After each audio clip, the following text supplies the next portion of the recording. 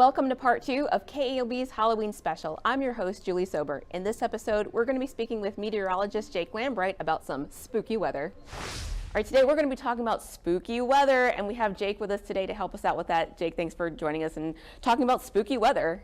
Thank you for having me. I'm excited. Spooky weather is cool, especially this time of the year. All right, so first of all, we want to talk about fog. Fog is one of those things we all associate with Halloween and spooky season. So let's talk about what exactly is fog.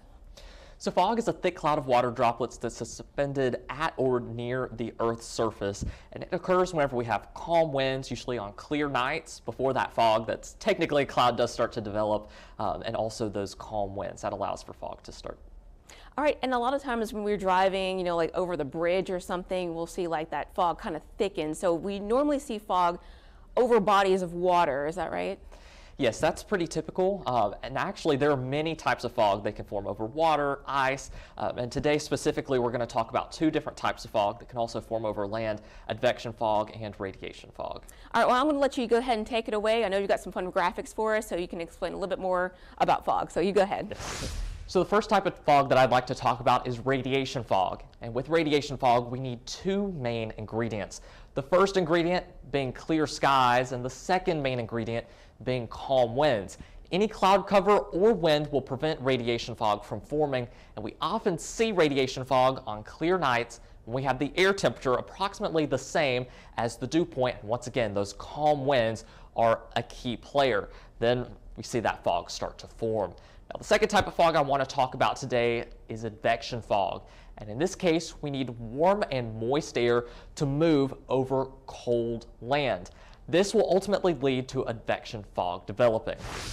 All right, so we learned a lot about fog, but there's one other weather event we want to talk about, which is lightning. It can be very dangerous, very scary. So tell us a little bit more about lightning.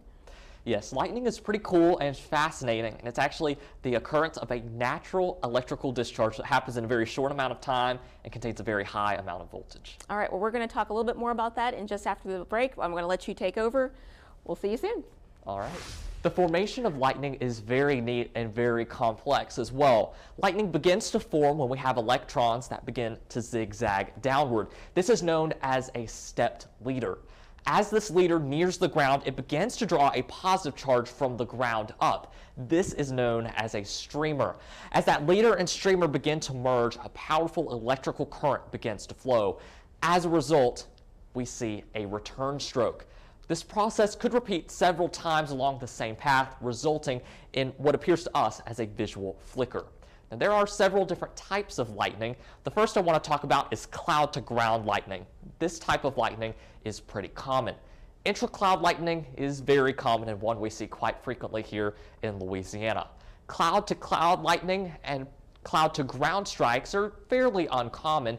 We usually see cloud-to-sky strikes, and finally, cloud-to-ground strikes are pretty rare.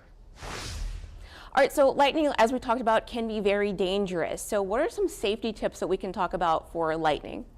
The biggest one that I have to give for sure, we say it all the time: when thunder roars, go indoors. If you can hear thunder, even if it's in a storm 15 miles away, you're still close enough to be struck by lightning. And one tip too that's important is if you are caught outside and lightning's nearby, you notice your hair getting frizzy, starting to stand up, that means you're a little too close to getting struck. What you want to do is you want to balance on the balls of your feet and crouch down as low to the ground as you can.